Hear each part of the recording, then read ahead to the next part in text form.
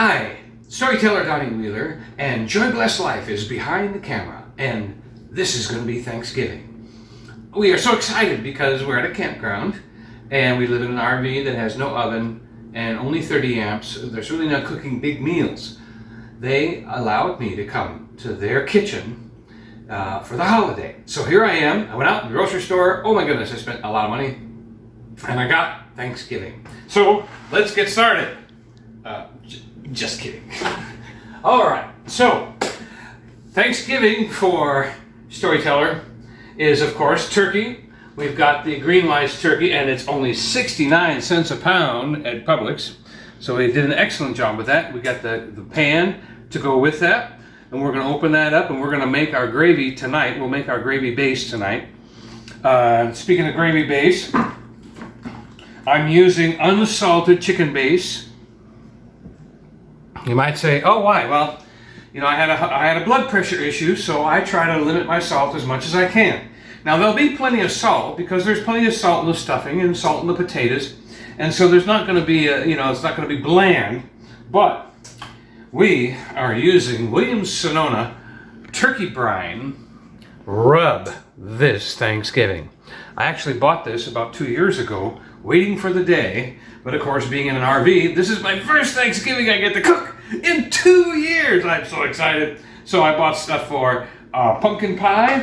Got my pumpkin pie Libby and my pumpkin pie carnation. I've even got extra pumpkin pie seasoning around here somewhere, and extra poultry seasoning for the gravy. Never put too much poultry seasoning in your gravy. It turns the gravy green. All right, so we've got that. Oh, and I'm not perfect, I tell you. I like to make pumpkin pie, I like to make apple pie, but this year, I'm letting Publix make the apple pie. I just don't have time. You know what, when you can get a pie like that for $3.99, do it. All right, I also lazed out on the dinner rolls because I love dinner rolls. Heated up, melted butter. And of course, we've got the real butter. We went ahead and did real butter, which is in the refrigerator. Now, also, so we got the meat, we got potatoes for mashed potatoes, we've got instant mashed potatoes as well, you know, just in case more people decide to come. Then I've got my chopped pecans, and those are for my stuffing. Stuffing, oh, now stuffing. Usually I use like a hazelnut. No hazelnuts, all gone. So I'm going to use chopped pecans. And then I'm going to chop, I've got onions here. I'm going to chop up the onion finely. I'm going to chop up the celery, onion, pecans, a little bit of rosemary, and real fine, and mix that in with my stuffing. So that's, and of course I saute those onions and everything first to soften them up, not mushy, just soften them up slightly. That is the way to do it, because they'll soften up some more when I put them in the stuffing. Now I make two kinds of stuffing. I make a stuffing with everything in it, and then I make a simple one, because you don't, you got different people, different tastes. It's always good to do that. He's talking about me. Yes, and there's going to be maybe some kids here too. So I've got the country style cube and the sage and onion. So the sage and onion I'm going to use for the fancy one, and then this regular plain one, which is good just by itself, we'll do with that. Now when you make stuffing, of course, you do the saute. Then you scramble some eggs, and you mix the egg and your saute and your butter and some of your base into the stuffing. And then you use one of these pans. It's nice and shallow, so it cooks quickly. And you layer your stuffing in right on top like that, and then seal it with tin foil and put it in the oven. Now that I'm going to make tomorrow. Now, what's the loaf of bread for? Well, I like to stretch my stuffing a little bit to make it go a little further. Plus, I like the fresh bread in with the dry bread. Makes it go a little further. It only costs $1 for a loaf of bread, or $1.79 for this one, and that gives you a lot more volume. And it's already moist, so you don't have to worry about being dry. That's good. And then, of course, we've got acorn squash. Oh, I love acorn squash. You split it right down the middle. Open up both halves. Scoop it out, clean it out, put butter in the middle, and bake them in the oven. Just open face like that, with seasoning and sage and salt and pepper on top. And I'll show you that tomorrow. Then the butternut squash. The butternut squash is what I make sweet squashitato with. Remember that name, it'll be famous one day. Sweet squashitato is 50% acorn squash and 50% sweet potatoes. And of course, you peel them both, boil them together, drain the water really good, use a little bit of carnation evaporated milk, a stick of butter, and that's it. Maybe a touch of salt to taste, and make sweet squashitato. Big orange bowl of squash. It's not too squashy, it's not too stuffy like potatoes. It's really good, really good. So, and then here comes the cranberry sauce. Easy recipe. 1 bag of cranberry, 1 cup of sugar, and 1 pint of sour cream. 1, 1, 1. Very easy to do. And you boil the cranberries until they pop, and then you take them off the stove, stir them up, let them cool down a little bit, add the sour cream, add the sugar, and add mandarin oranges. Usually they're small enough where they can just go right in there. You want to drain that too. Of course, drain the liquid off, set the liquid aside, and so it's really good. You can throw marshmallows in there if you like. But it doesn't necessarily need marshmallows. Grapes are good. Grapes, you can throw grapes in there. So then I have regular flour, coconut flour, and a bag of sugar. And then I also brought my Truvia from home. So now what I'm going to do, don't feel like it's not hard to do. So you make like several pies. So I'm going to make 1 pumpkin pie with the Truvia, which, it doesn't have the flavor to me, but we can have 1 pie with Truvia, and it's very low cal, very low carb, it's less guilt. And it's still very good.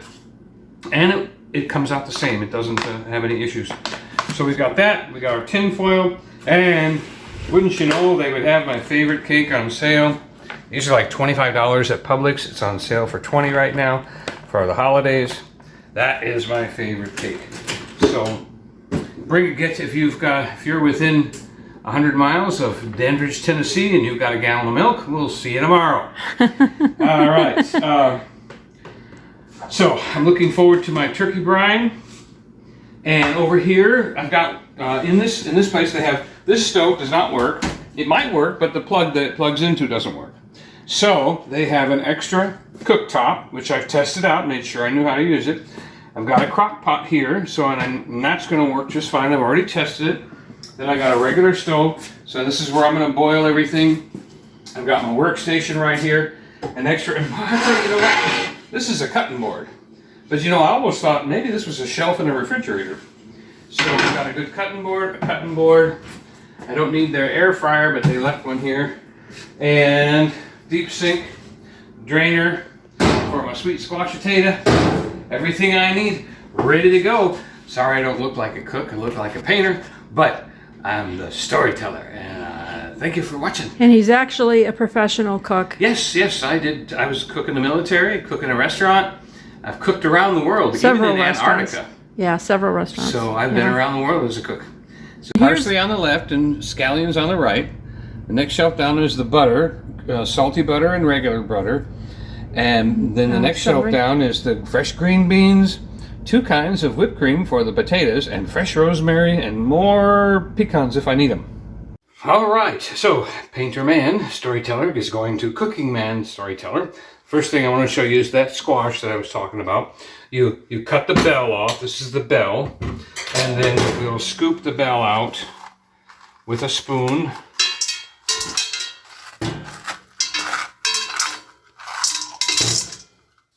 And the bell, as with the acorn squash, you leave it alone. You just scoop out all the tendrils and all the spaghetti and the seeds. Clean it out real nice. Don't puncture it. Okay. Then what I'll do is I'll put butter in here, and I'll put seasoning over it. I put about a 1/4 stick of butter in there, and salt and pepper seasoning over it, and then put it in a pan to bake. Okay, so then this is the other part. So what you're going to do with this is mostly meat on the rest of it. And I don't know about you, but I save things for composting. All right, so then the rest of the squash, as you cut in rings like this, just go around the ring. Try to cut as mostly the skin, as very little of the meat as possible all the way around. And then I cut mine in half and put them right into hot water like that. So then this will go into back to the ground where it came from. Okay, now we're going to do a versus. Oh, wait. The acorn squash. And some people do this way. Some people do this way. What do you think? Do you have an opinion? Let me know if you like cutting it north to south or on the equator. Now I like north to south because of the way it looks with the lines and everything. And if I could just hit North Pole, there we go. Down she goes. And of course I will scoop this out just like I did the other ones. And these will be baking on a pan and come out of the oven like on a cookie sheet or in the glass thing with the butter and everything. Protect them because they may drip. And so now we're going to do versus potato peeling versus the regular paring knife. So if you figure paring knife, all right, we got 10, 11, 12, 13, 14, 15, 16, 17, 18, 19, 20, 21, 22, 23, 24. I do like leaving a little piece left here and there just because the skin does have a lot of flavor like that. So I'm more of a paring knife person, but I think there might be more waste. So then, now we'll do the potato peeler. Oh yeah, that's a lot faster. Potato peeler versus paring knife. Potato peeler wins. No problem. Oh, all right, so you saw the prep. So now the turkey's ready and the giblets are in the pan. And you might say, well, Storyteller, why would you put water in the pan for your giblets instead of your gravy base, your stock? Well, I'm making stock. And this is going to boil down, and I don't want to waste the stock. So I'll wait to add the stock when I'm making the gravy and when I'm making the stuffing. So this goes on the stove, which is already heating up. I take a paper towel and I rub the bottom of it because it's a glass top stove. So glass top, you've always got to make sure your pans are dry before you set them down. All right, back to the turkey. Here is our dry rub, as we showed before. And this is in the bag. Now it says to use a 1/2 cup and to rub it on and pack it on real good on the wings and under the wings. All right. This is the back side. All right, now what you do, we're going to turn it over onto the saran wrap like that. Okay, I didn't leave myself enough room here. All right, it's sitting on saran wrap.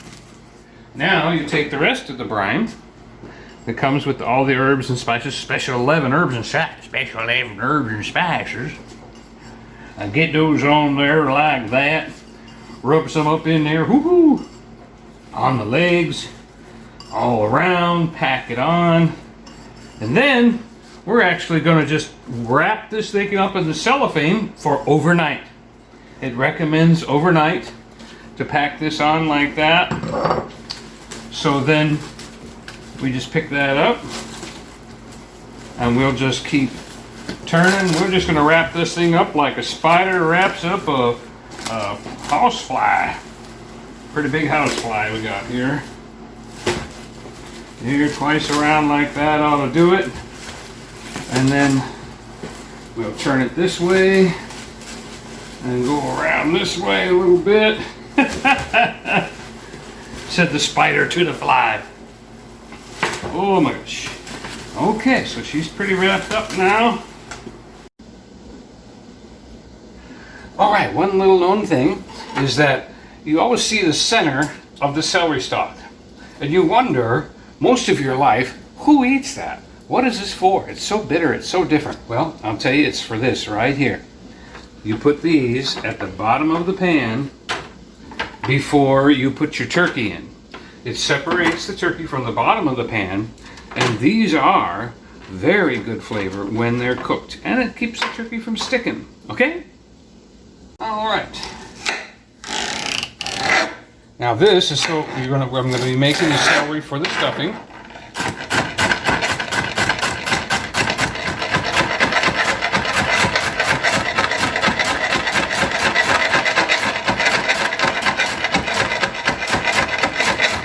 You see why he's the cook, right? And not me. Boy, that's a noisy cutting board.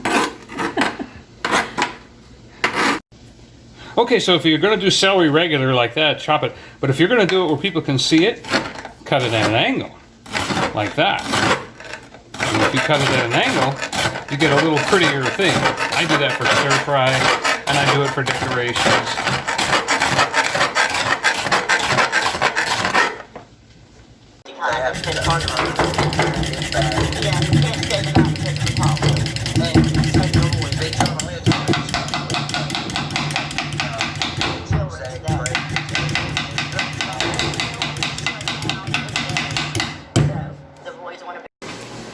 All right, so I've got my onions and my celery. It's been sauteing with half a stick of butter. And I just poured in the pecans. And I have a little grinder of rosemary. And I also have some fresh rosemary, which you just kind of strip it backwards like that. Strip it backwards and let a few pieces drop in, just a few, it's strong. And then the grinder will grind up some smaller rosemary into there. And we'll let that saute. Then we'll mix it with the bread cubes for the thing and the scrambled eggs and everything. So there you go.